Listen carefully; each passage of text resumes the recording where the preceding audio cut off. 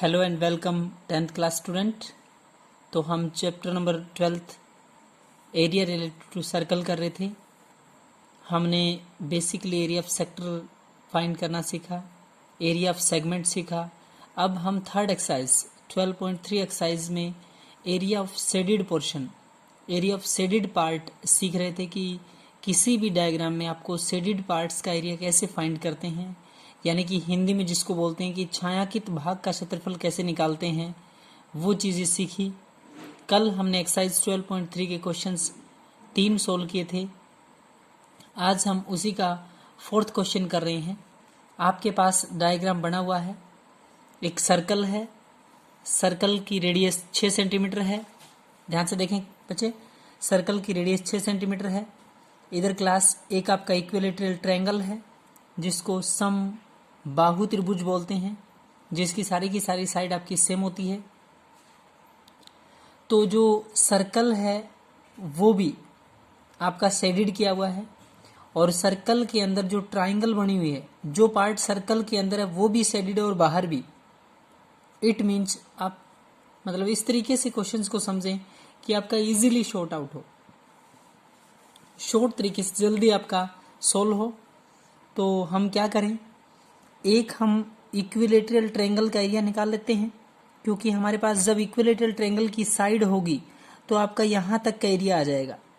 Equilateral triangle का जो जो एरिया है पूरा कंप्लीट सेंटर तक। Clear class? ये इक्विलेटरल ट्रायंगल का एरिया आपके पास आएगा, प्लस एक आपके पास इस 60 डिग्री, इक्विलेटरल ट्रायंगल है तो एंगल 60 डिग्री है, इस 60 डिग्री के एंगल को छोड़ दें तो रिमेनिंग एंगल से आपका सेक्टर बचेगा। और जब एंगल बड़ा होगा तो सेक्टर भी बड़ा है। सेक्टर भी कौन सा होगा आपका? मेजर सेक्टर, यानी कि हिंदी में जिसको बोलते हैं दीर्घ वृत्तखंड, दीर्घ त्रिज्याखंड। क्या बोलते हैं? दीर्घ त्रिज्याखंड, या इंग्लिश में बोलते हैं उसको मेजर सेक्टर। क्या बोलते हैं क्लास? Major sector. तो सबसे पहले समबाहु त्रिभुज इक्विलेटरल ट्रायंगल की साइड कितनी है वो पता होना चाहिए आपको। तो समबाहु त्रिभुज की भुजा यानी कि side of an equilateral triangle, English medium student ध्यान से सुने, side of an equilateral triangle is equal to 12 centimetre. Area निकालना है, एरिया किसका? समबाहु त्रिभुज का क्षेत्रफल।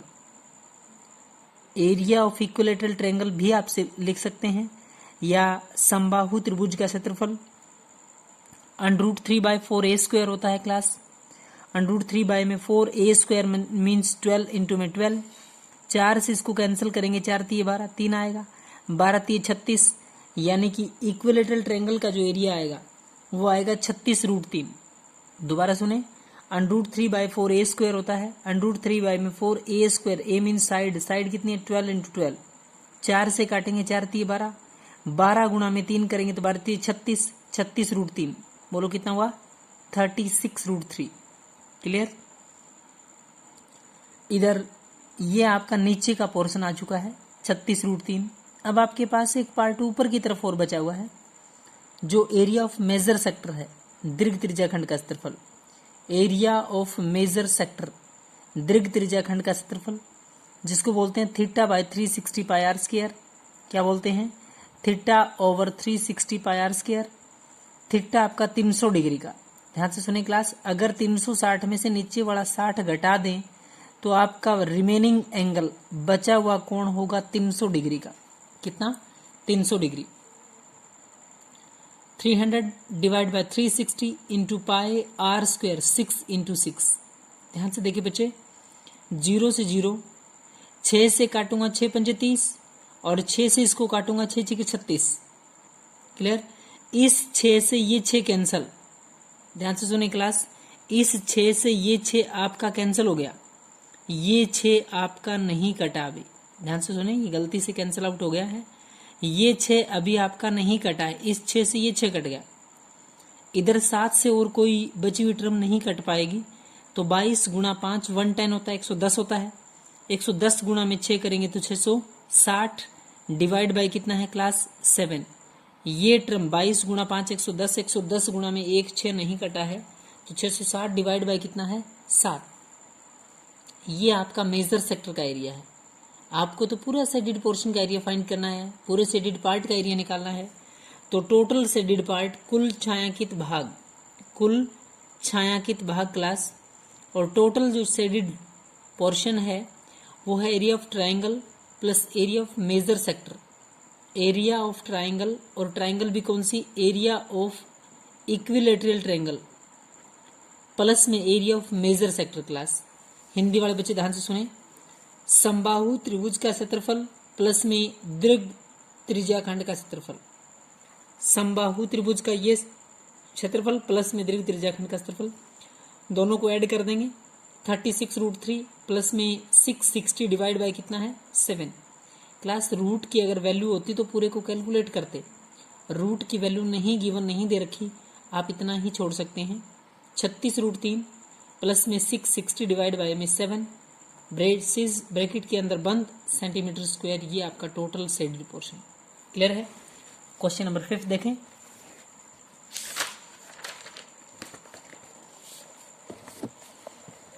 आपके पास ये डायग्राम है, find the area of shaded part. आप लोगों को शेडेड पार्ट का एरिया चाहिए। पहले ये देखें कि शेडेड पार्ट कैसे आया होगा। ध्यान से देखें बच्चे, सबसे पहले बाहर जो है, बाहर की बाउंड्री स्क्वायर की बाउंड्री है, या मैं यूं कहूं कि एक स्क्वायर है, स्क्वायर के अंदर एक सर्कल बिल्कुल बीच में है, और एक सर्कल के 4 टुकड़े उसके चारों कॉर्नर पर है, उसके चारों किनारों पर है। समझ पा रहे हैं ध्यान से। एक स्क्वायर है, एक सर्कल स्क्वायर के अंदर है, एक सर्कल के टुकड़े हैं और उस स्क्वायर के चारों कॉर्नर पर है। समझ गए क्लास। यानी कि एक सर्कल तो ये पूरे स्क्वायर में से 1 2 3 4, 4 क्वाड्रेंट का मतलब होता है एक सर्कल।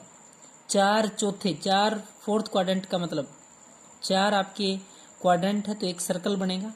एक सर्कल अंदर है, एक सर्कल टोटल मिला के बाहर वाला हुआ तो 2 सर्कल। स्क्वायर में से 2 सर्कल घटा दें। पहले आप बच्चों को ऐसे क्वेश्चन समझना पड़ेगा कि कैसे निकल पाएगा वो। तो साइड ऑफ स्क्वायर कितना है 4, एरिया ऑफ स्क्वायर वर्ग का क्षेत्रफल, भुजा गुणा भुजा, साइड इंटू साइड होता है, सबको पता है, 16 centimetre square class. Area of square सबसे पहले एक लाइन में साइड लिखी, ये साइड 4 है, एरिया 4 इंटू 4 16 सेंटीमीटर स्क्वायर। अब है रेडियस ऑफ सर्कल। एक आपका ये सर्कल है, चारों सर्कल, चारों क्वाड्रेंट मिलके एक सर्कल बना पा रहे हैं।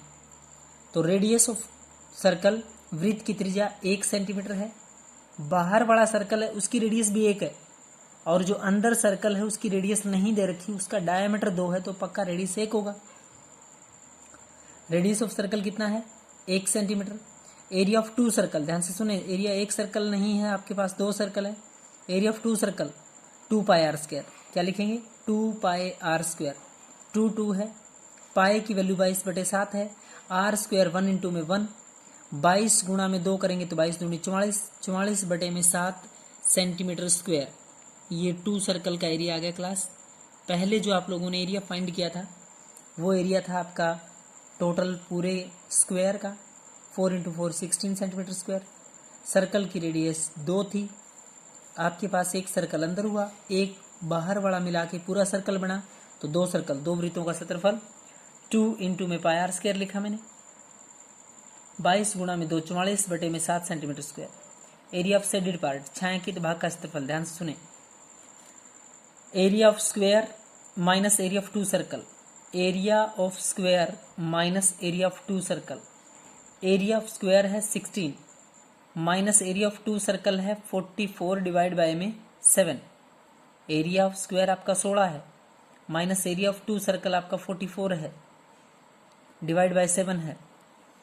यहाँ आप लोगों ने एलसीएम लिया तो 7 एलसीएम, 7 लघुत्तम आया, 7 16 7 112, 16 इंटू में 7 करेंगे, 16 7 112, माइनस 7 से 7 कैंसिल, 7 को 7 से भाग दिया तो 1 44 की 1 से 44 से कम 44, 112 112 में से माइनस कर देंगे 44, 112 माइनस 44 करेंगे तो 68 डिवाइड बाय में 3। बोले क्लास कितना है 68/7 सेंटीमीटर स्क्वायर। कितना क्लास 68/7 सेंटीमीटर स्क्वायर।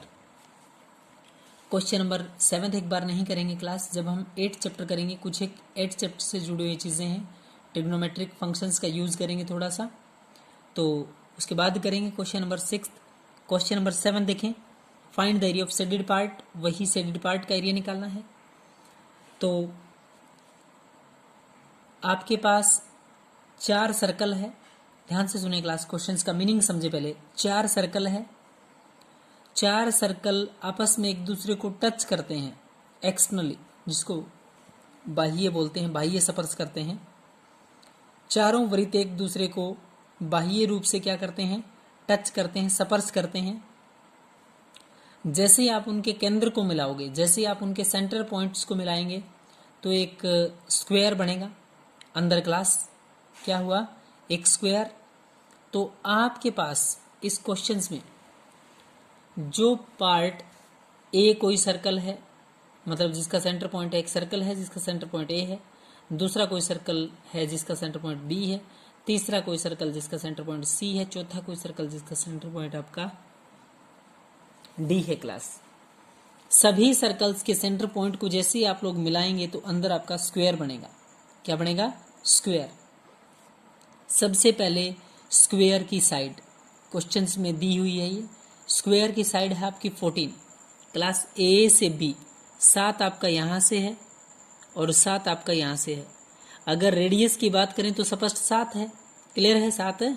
और जब साइड की बात करते हैं तो 14 है, 7 + 7 कितना हो जाएगा, 14। तो साइड ऑफ स्क्वायर कितना है, 14 सेंटीमीटर। एरिया ऑफ स्क्वायर, ये तो वर्ग की भुजा हुई। हिंदी मीडियम बच्चे ध्यान से सुने, वर्ग की भुजा, वर्ग की भुजा आपकी 14 सेंटीमीटर, 14 सेंटीमीटर है। एरिया ऑफ स्क्वायर, वर्ग का क्षेत्रफल, वर्ग का क्षेत्रफल, भुजा गुणा भुजा, side into side, side into में साइड, हिंदी में भुजा गुणा में भुजा। 14 इंटू 14 करेंगे तो 196 सेंटीमीटर स्क्वायर, 196 सेंटीमीटर स्क्वायर। अब ध्यान से सुने क्लास, जो इसमें डार्क पार्ट किया है उसी का एरिया पूछा है। वैसे शेडेड तो बुक में किया है, लेकिन रियल में क्वेश्चन आपका ये है, बीच वाला जो डार्क रेड किया है वो आपका एरिया है शेडेड। तो आप लोगों ने पूरे का एरिया निकाल लिया, 196 सेंटीमीटर स्क्वायर। अब एक, ध्यान से सुनना, इसके अंदर तो एक क्वाड्रेंट ये आया है, एक ये, एक ये, एक ये, यानी कि कितने क्वाड्रेंट हुए, 4। तो सबसे पहले सर्कल की रेडियस, ये आपकी 7 है। रेडियस ऑफ ए सर्कल या रेडियस ऑफ 4 क्वाड्रेंट, बहुत अच्छी बात कही है। एक सर्कल की रेडियस या चारों क्वाड्रेंटों में जो रेडियस बनेगी वो आपकी कितनी बनेगी, 7। वृत्त की त्रिज्या कितनी है, हिंदी मीडियम बच्चे ध्यान से सुने, रेडियस ऑफ सर्कल और ये वृत्त की त्रिज्या। एरिया ऑफ सर्कल, वृत्त का क्षेत्रफल, क्या निकाल रहे हैं, एरिया ऑफ सर्कल, वृत्त का क्षेत्रफल, pi r square class, pi r square. पूरे स्क्वायर में से एक सर्कल घटा देंगे तो ये पार्ट बचेगा। एरिया ऑफ सर्कल, सर्कल कहाँ से आया, 4 क्वाड्रेंट है तो मिलके एक सर्कल बनाएगा। Pi r square 22/7, r square 7 into 7, 7 से 7 कैंसिल, 22 × 154 सेंटीमीटर स्क्वायर। बोले कितना आया, 154 सेंटीमीटर स्क्वायर। क्लियर है। अब है आपके पास कि इस पूरे स्क्वायर में से एक सर्कल घटा दें तो शेडेड पोर्शन बचेगा। एरिया ऑफ शेडेड पार्ट, छायांकित भाग का क्षेत्रफल, छायांकित भाग का क्षेत्रफल।